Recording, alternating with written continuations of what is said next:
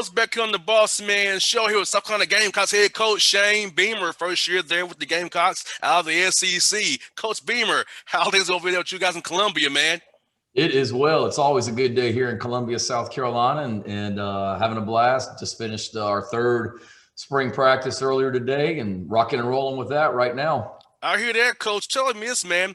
What does it mean to you to lead this program? It's been a storied program. You have a great boss and Ray Tanner, man, and a great support staff there in South Carolina. Tell us about this job and what really struck you about taking this job here and joining this great university and city. Yeah, just that, what you just said. I mean, it's a fantastic place. I was born in this state. I was born in Charleston, South Carolina. I coached here for 4 years with Steve Spurrier, so I know what this place is about. I know the things you can accomplish here on and off the field. There's no reason for us to not be able to win at the highest level, and we have everything that we need. And you mentioned Coach Tanner. We got fantastic leadership in Coach Tanner and Bob Caslin, our president, and it's just a great place with great people. It's a great place to live, raise a family. So there's a lot of reasons, personally and professionally, that I'm excited about this opportunity. I'm very grateful and humbled for the opportunity to be here. And Shane, talk about this, Shane, is that when you have the alignment of the president, AD, and the coach, you need those three on the same page to get stuff done for us, resources, for getting the right character guys in here, the right things in the community. So talk about having an administration that really supports you from top to bottom and all around the university that really supports you and this team going forward. Yeah, for sure. You got to be on the same page. Everybody's got to be on the same page, and everybody's got to be going in the same direction. Not just the people in this building in the football program, but from top to bottom, like you said. And we have an awesome president that played football at West Point, that understands the importance of athletics, that is totally behind us, comes to practice regularly. We have an athletic director who was a very successful, winning 2 national championships baseball coach. That understands, what it takes to get things done, and couldn't be more fired up about the leadership that we have here that is here to support us, and we're all in it for the right reasons and all going in the same direction. Now, Shane, you and me have something in common. Both of our dads are coaches. So for you, man, at what point did you get the bug to want to coach? I never wanted to be a coach because my dad was so hard on kids. I wanted to just talk about it on the radio and talk about it on TV. I didn't want to get involved in the coaching side of things. So for you, man, tell us when you got the bug to want to coach from being around your father and your family growing around football. I think it's all I've ever known, and always felt like I had it. I can remember when I was, 10, 11, 12 years old. I've got a younger sister. She's 4 years younger than me. And I can remember her, like, getting her and all of her friends together, and I would coach them just in like football in the backyard. And I was the coach, and growing up, pretending, that I was a basketball coach or football coach, in the house, and playing games with imaginary people and all that. And so I just feel like I've always just been drawn to it, and not just the coaches, not just the X's and O's part of it and the schematic competition part of it, but just the opportunity to impact young people and have an effect on people's lives, and being around guys and developing relationships. I'm a relationship person, so I feel like I've always known this is what I wanted to do, and got into it and was pretty sure this is what I wanted to do. And from day one, I've never looked back, and have absolutely been convicted and convinced that this is what I'm supposed to be doing. And did you ever get forced to wear a coach's outfit like I was on Halloween in school like I was? I had the headset and the polo. Were you forced to do that in school like I was, man? I don't think so. I think I did more like maybe pro athletes and like superheroes typically was like my Halloween costume. So no, I didn't have to do that one. I had the play sheet, the headset. Yeah. Really, Dad? No, you get it honest. Yes, indeed, man. So, man, for you, man, when I know for me, I was a co-host of a show. I was trying to plan on how I'm going to become a host when I get my own show. So, for you, being an assistant coach, how did you prepare for getting this role and growing? I know your father was a coach as well. So was my father as well, being a leader. So, for you, how did you prepare in your mindset to get you ready to become a head coach when the opportunity came for you to take this opportunity and really now actually run your own show now?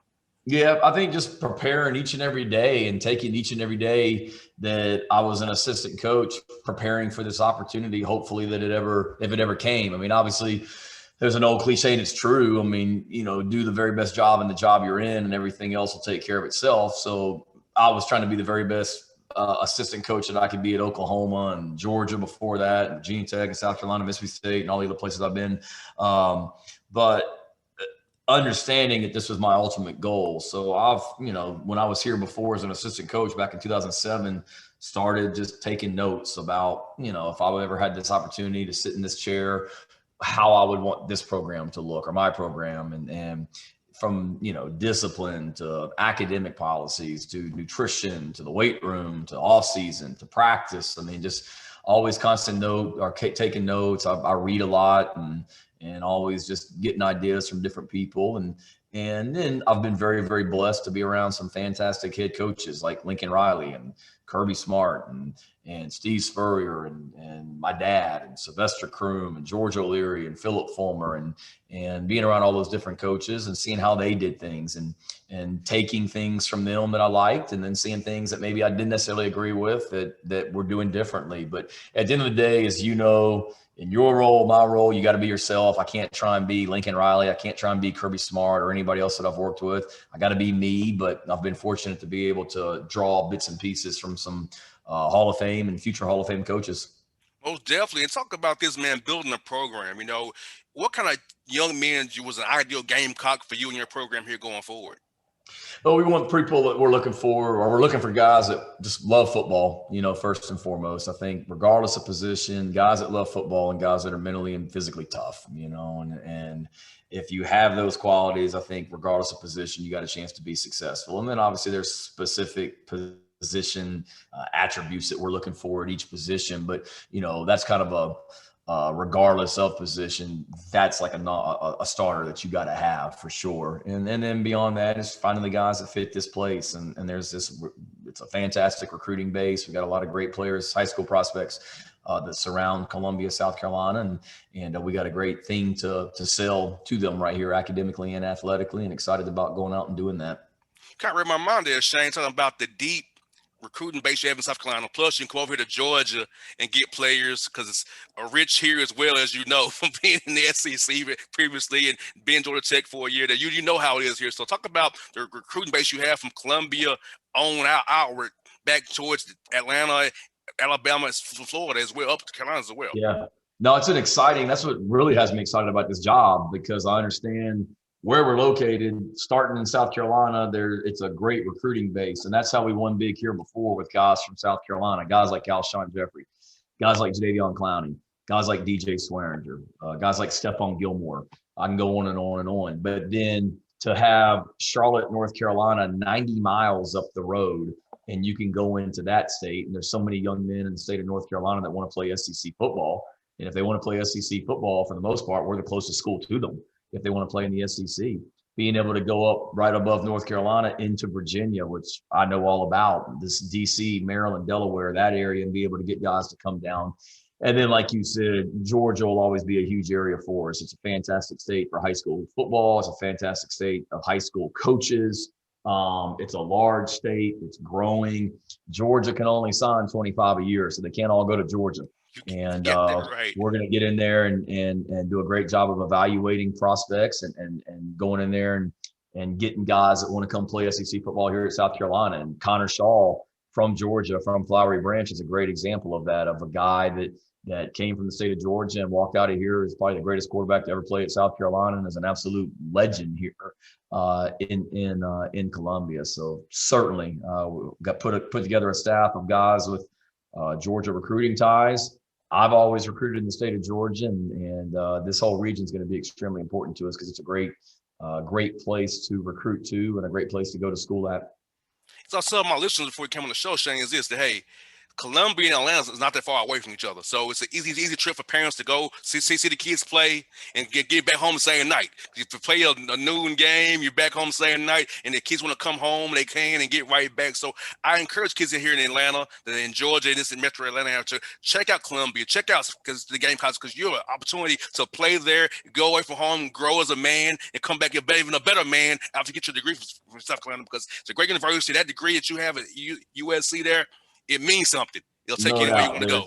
There's tons of Gamecock alumni in Atlanta and throughout the state. And like you just said, man, hop on I-20 and head east, Or if you're up there in like Gwinnett County and Hall and some of those places, hop on 85 and then jump on 26 and you're here. So we're so fortunate to be close to so many great players, including the state of Georgia, like you said. Now, Shane, how's it been building relationships with the guys on the roster now? Because, a lot of times when you take a new job, a lot of coaches say, these aren't my guys. But when you take the job, they are your guys now. These are your young men. So how's it been getting to learn these young men, build relationships with these young men, and show them that who you are and what you're about, what this program will be about going forward?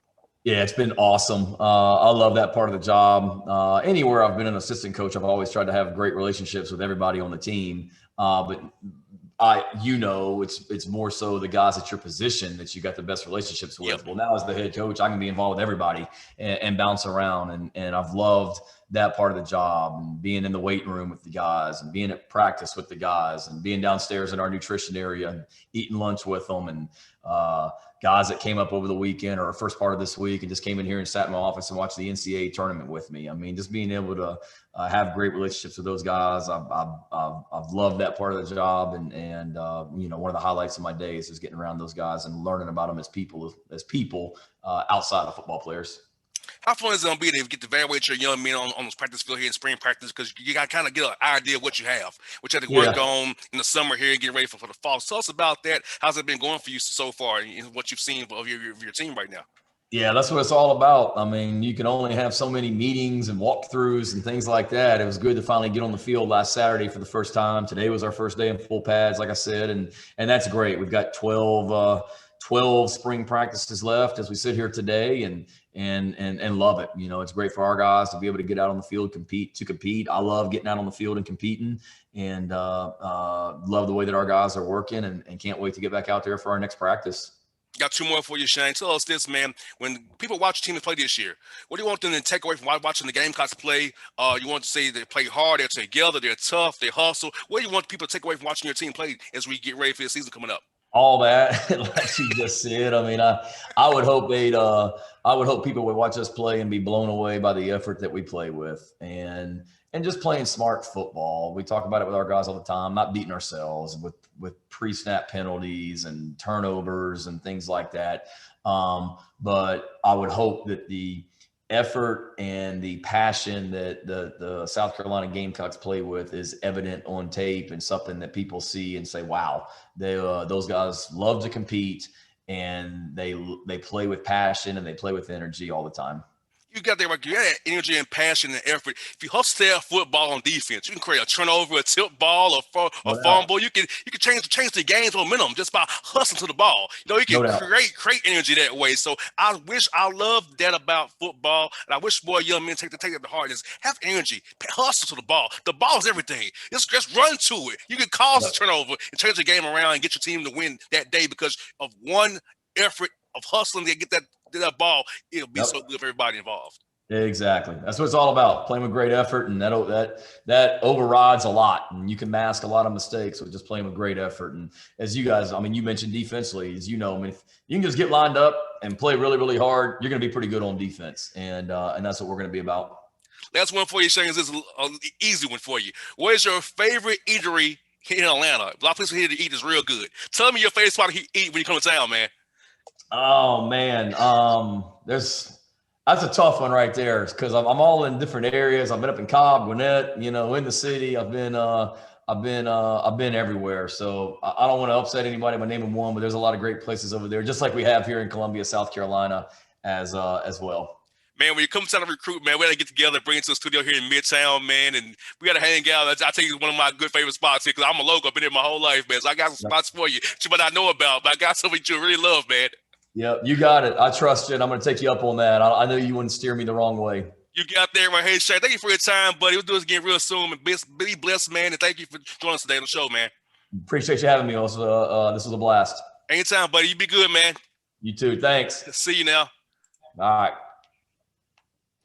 That was fun, brother. Yep. Let's do it again soon, man. We'll do it now. Be safe now. Yep. If you need anything, you let me know. Come see us. I sure will. I look forward to it. You got it, man. Appreciate you. See you now. Thanks.